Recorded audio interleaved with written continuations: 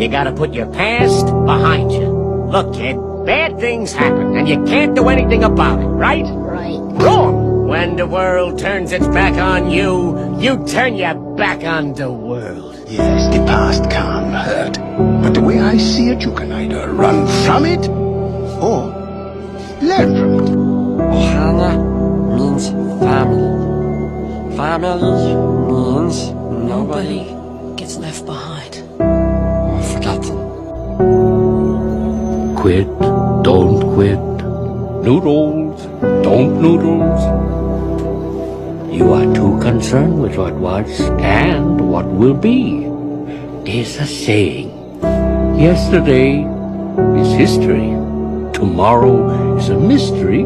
But today is a gift. That is why it is called the present.